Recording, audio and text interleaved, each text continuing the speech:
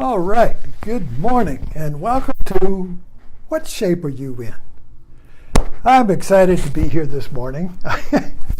It's really, I keep telling you this, but it's always a surprise to me. But I come down and I start writing and I get an insight and I just can't wait to get here to share it with you.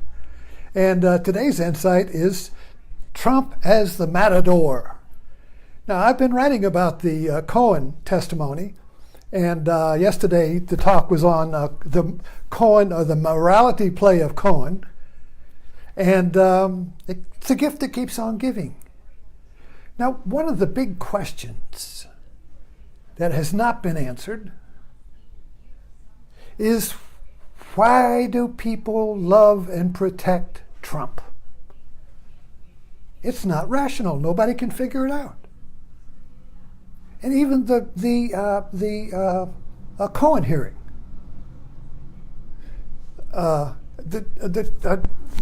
what I wrote about this morning was Cohen found his spot. So let's talk about the spot. Sheldon's spot. Got his sofa. Whenever Sheldon is, he's got to find his spot. His sofa is his spot. And he will describe that spot as the perfect place between light and sound and air and visual, everything. It's the center.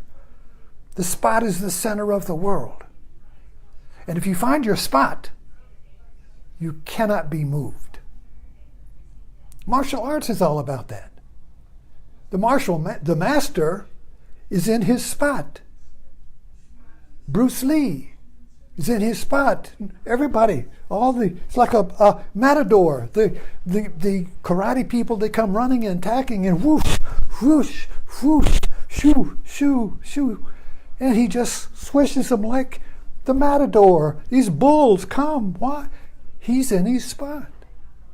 We love bullfighting. Well, we don't, but the Spaniards do. Why? It's the ritual of the spot. The matador is in the spot. The bull challenges him.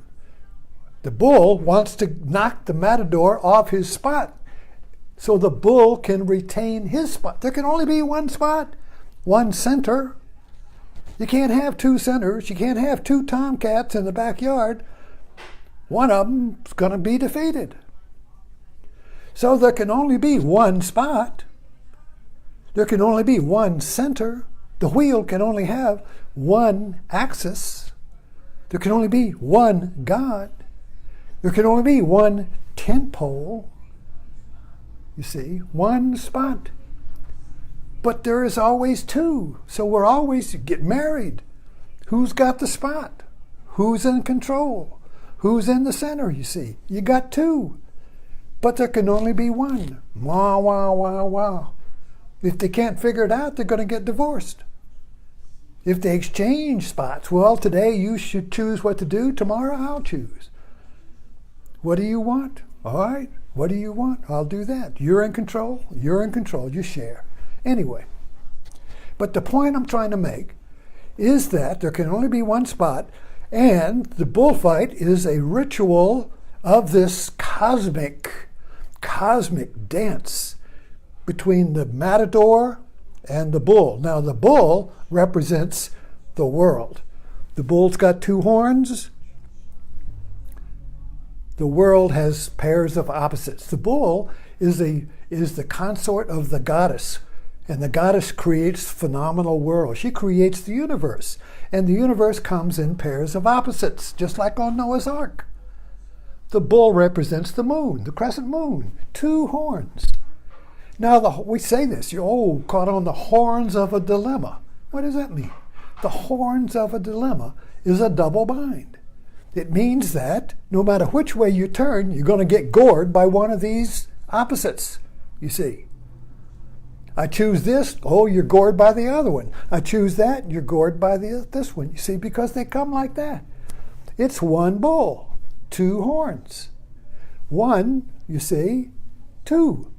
Wow, wow, wow. Double bind. What should I do? I'm damned if I don't. I'm damned if I do. I can't do anything. I have a panic attack. Or you can sit in it. Now the matador sits, he is in the spot, and the bull, the pairs of opposites, the world, cannot unseat him. So let's get back to Cohen and eventually Trump. So Cohen is seated in the crosshairs, and there are two forces coming at him. One of them is favorable, one of them is antagonistic. The Republicans, their job is to unseat him, make him react, make him get mad, make him lose it, make him prove that they're right, that he's a liar. So they were vicious. The Democrats were just asking informational questions, kind of passive, but the Republicans were bulls. You see, they're going to gore this guy. But he maintained his spot. He sat like a Buddha under the Bodhi tree with the winds of the mind, fear, desire, doubt, trying to unseat him. And how did they do? What was the attack? Was that you lied in the past, so you're lying now. You are a liar then, you are lying. How do we know you're not lying now? And what was Cohen's defense? Ambiguous. That's the double bind. Are you a liar or are you not a liar? Now choose. If you say you're a liar, you're wrong. If you say you're not a liar, you're wrong. So I'm going to gore you no matter what you say. You say you say you're good, you say you're bad. Either way, I'm going to knock you off your seat. But what he did was he sat in the double bind, he sat in the ambiguity and said, yes, I'm a liar, and I am not a liar. And he repeated this. He said, yes, I did bad things, but I'm a good person. Yes, I lied, but I'm not lying. Yes, I did bad things, but I'm doing good things. I'm ambiguous. I accept both of the horns. So if I accept both the horns and don't go to one or the other, I can sit. And you can't knock me off by telling me I'm one horn or the other, because I'm both. I'm both horns. And that's why they couldn't touch him, because he admitted what they were accusing him of. He didn't get angry that they accused him. No, I'm not that. How dare you say I'm that? Just like the Meadows got furious when he was accused, when he was gored by the truth of racism. So he said, I am not a racist. But then you look at his behavior and say, well, yes, that was racist behavior. But you see, he lost his spot. He couldn't sit in the double bind of, yes, that was racist behavior, but I'm not a racist. I'm bad, I'm good. I'm a liar, I'm not a liar. Ambiguous. The spot. Innocent, guilty. Yes, I'm both. A sinner, a saint. Yes, I'm both. Good, bad. Yes, I'm both. I admit it. I accept it. And when you accept both horns of the dilemma, the bull cannot unseat you. So why did I say Trump is the Matador? Now let's make a leap. So go back to the election, the campaign, the debates. Trump's always in the center. You got the bulls on either side, and each one takes a run at him. I'm going to unseat you. And Trump goes, shoosh. And they rush this side, shoosh. Oh, the crowd loves it. This guy can't be unseated. This guy's a matador. We love it. The bull can't, the bull of the world, and it doesn't matter. Well, no, these were Republican bulls trying to unseat him. And of course, he said the liberals can't unseat me either, you see. So nobody can unseat me, Republicans or liberals. I'm the matador. I've got the center, folks. I'm the center. So just roar and just love me when the bull runs by. Doesn't matter what the bull is, doesn't matter what the truth is. The point is that it doesn't unseat me. The point is that you can't make me lose my spot. And if I can't lose my spot, you don't lose your spot, you see, because my spot and your spot is the one. When you circle around me, like the Muslims around the Kaaba or the Hajj, you see, when I'm the center and you circle around me in roaring crowds of adoration, you see, I'm your center and you will not be gored by the world, you see, because I am your center and the world can't gore me. So no matter what happens, you can't be gored by the world. And when you have your center, you see, you have your power. The world is defeated. It's a great cosmic show, you see. So if you step back, you can see the similarity between Cohen was doing at the hearing what Trump was doing at the debate. Nobody could unseat him because he was in his spot. And the spot is one, that is two. The spot cannot be divided. The spot cannot be cracked. The spot cannot be turned against itself because the spot is the one that is two. So when you accept your two-ness, when you accept your goodness and your badness, when you accept and become responsibility for your guilt and your innocence, for your up and your down, for your mistakes and your good actions, you find your spot. But as long as you are as choosing, no, I'm not that. I'm this. I'm good. I'm not. You say I'm bad. I'm good. You're wrong, you see. As long as you are as long as you are just choosing one of the horns, the other one's going to get you. So you have to choose both horns in order to be in your spot. And I really thought today, I was excited about this because it really explained to me how the drama of Cohen and Trump was played out for us, because the morality play of Cohen was that he was seduced by the performance of Trump. You see, because the bullfight is a performance.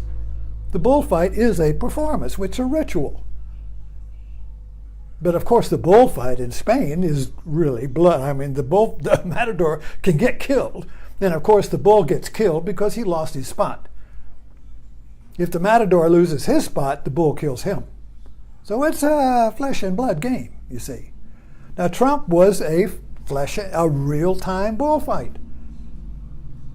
Not physically like the Matador and the bull in Spain, real blood on the sand.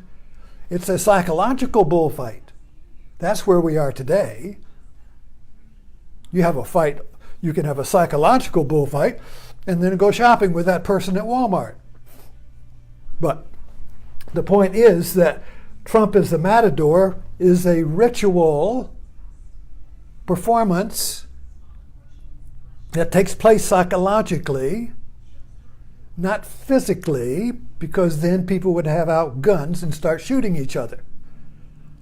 So it's a psychological bullfight. So we can be at war psychologically in our bullfight of the mind and still go out and shop at Walmart and whatever. So the psychological bullfight is a performance. It's a performance, you see. But the Cohen as the Matador was real-time flesh and blood. This was an individual. Trump's performance is as a group. Trump needs the crowd to be the center. That's why he keeps holding rallies. At the rally, he's the Matador, he's the center, he's reenacting the bullfight. And the crowd roars. And they get juiced up again, like a tent revival at the Baptist church out of town, you see. You get juiced up. But Cohen is more like this is Old Testament. The people, you see. Trump is about his people. It's a crowd matador, a performance. But Cohen is more like a Christ matador, an individual. He didn't have a crowd there. He didn't have a following. It was not on a performance on stage, you see. It wasn't scripted. It was real time. And he was alone. And he sat there and said, I was seduced. I fell in love with the matador. I roared and I was his fixer. I was the matador's protector. I protected the matador from the bull. I was needed by the matador. I was the matador's right hand. Wow. I'd never been that big before. I'd never been that great before. I loved it. And I began to do things I would never have done, you see. And then I realized that I had been seduced. And I realized that I'm paying the price. I realized that I had sinned.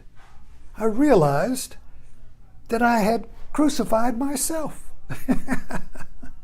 That the position I'm in, going to jail, hanging on the cross, I was nailed there by my own hand. Wow, nails, hammer, my God, I've been doing it myself.